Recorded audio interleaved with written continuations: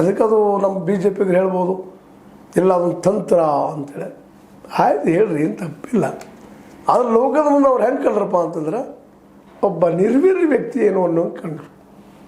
ಯಾಕಂದ್ರೆ ನಾವು ಸಾರ್ವಭೌಮತ್ವವನ್ನು ಹೊಂದಿದಂಥ ರಾಷ್ಟ್ರದವರು, ಇದನ್ನು ನಾವು ತಿಳ್ಕೊಬೇಕಾಗ್ಯದ. ನಮ್ಮ ದೇಶದ ಅರ್ಥನೀತಿ ಆಗಿರ್ಬೋದು, ವಿದೇಶ ನೀತಿ ಆಗಿರ್ಬೋದು, ಇನ್ನೊಂದಾಗಿರ್ಬೋದು, ನಾವು ನಿರ್ಧಾರ ಮಾಡಬೇಕು. Why are Republicans.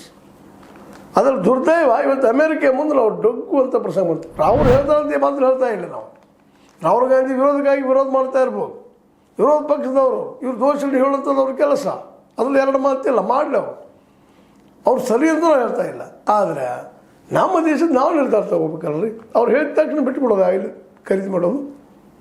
European union ಅದು ದೊಡ್ಡ ಸಂಘಟನೆ, ಅದ್ರ ಜೊತೆ ಜೀರೋ ಟ್ಯಾರಿಫ್ ಇಬ್ಬರದ್ದು, ಇದು ಸಮಾನತೆ.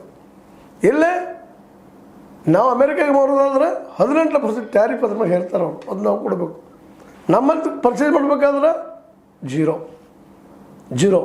ಇದು ಸಮಾನತೆ ದೋಸ್ತಿನ ಇರ್ಬೋದು. ನಮ್ಮವರು ಹೊಗಳ್ಕೊಳ್ತಾ ಇರ್ಬೋದು, 50% ಹಾಕಿದ್ರಿ ಅವರು ಟ್ಯಾರಿಫ್, 18ಕ್ಕೆ ಬಂದರು, ಭಾರಿ ಗ್ರೇಟ್ ಸಾಧನೆ ಮೋದಿ ಅವ್ರದ್ದು. ಇರಲಿ, ನಿಮ್ಮ ದೃಷ್ಟಿಯಲ್ಲಿ ಸರಿನ. ಆದರೆ ಇವತ್ತು ಮತ್ತೆ 30 ದಿನದ ಅವಕಾಶ ಟ್ರಂಪ್ ಅವ್ರು ಇವ್ರು ಕೊಡ್ತಾ ಇದ್ದಾರೆ. ರಷ್ಯಾದಲ್ಲಿ ನೀವು ತೊಗೊಳ್ಬೋದು, ಒಂದು 30 ದಿವಸ ನೋಡಿ ಬಿಡ್ತೀವಿ ಮಣ್ಣ ತೊಗೊಳ್ರಿ. ಮತ್ತು ಖುಷಿ ನಮ್ಮ ಬಿ ಜೆ ಪಿಗರಿಗೆ.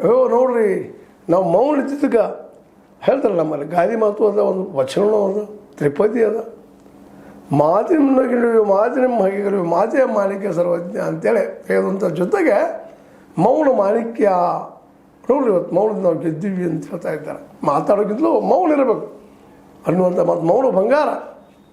ಅಡ್ಡಿಲ್ಲ, ನಿಮ್ಮ ಮಾತು ಸರಿನಾ, ಅದು ಒಂದು ಹಂತದವರೆಗೆ. ಆದರೆ ಈ ಸಂದರ್ಭದಲ್ಲೇ ರಾಷ್ಟ್ರದ ಸಾರ್ವಭೌಮತ್ವದ ಇಲ್ಲ. ನಾವು ಸ್ವಂತ ನಿರ್ಧಾರಿಲ್ಲ. ಅಮೇರಿಕದವ್ರು ಹೇಳಿದಾಗ 30 ದಿವಸ ತೊಗೊಳ್ಳೋದು, ಮತ್ತು 30 ದಿವಸ ಆದಮೇಲೆ ಮತ್ತೆ ಟ್ಯಾರಿಫ್. ಅಷ್ಟರೊಳಗೆ ಅದು ಅಮೇರಿಕ ಎಲ್ಲಿ ಬರ್ತದೋ ಏನೋ ಗೊತ್ತಿಲ್ಲ. ಇದು ಸಮಯ ಸಾಧಕತನೂ ಅಂತ ಅನಿಸ್ಕೊಳ್ತದೆ ಜಗತ್ತಿನ ವಿಷಯದಲ್ಲಿ. ಆದರೂ ರಷ್ಯಾಗೂ ಬೇಕಾಗಿದೆ, ಯಾಕಂದ್ರೆ ಅಲ್ಲೇ ಯುದ್ಧ ಮಾಡಬೇಕಾಗಿದೆ, ಈಗ ಅನಿವಾರ್ಯ ಆಗ್ಯದ. ಹೋಮ್ ರೂಲ್ಸ್ ನಿಜವಾಗಿ ಇವತ್ತು ಭಾರತಕ್ಕೆ ಬೆಲೆ ಬಂದಿದ್ದು ಹೋಮ್ ರೂಲ್ಸ್ದಲ್ಲ, ಇರಾನ್ ಇದ್ದಿದ್ದು. ಜಗದ ಯಾವುದೇ ಹಡಗುಗಳನ್ನು ದಾಟಿಸ್ಕೊಳ್ತಾ ಇಲ್ಲ, ಎಣ್ಣೆ ಹಡಗುಗಳನ್ನು ಬಂದ್ ಮಾಡಿದ. ಹೀಗಾಗಿ ಎಣ್ಣೆಯಲ್ಲಿ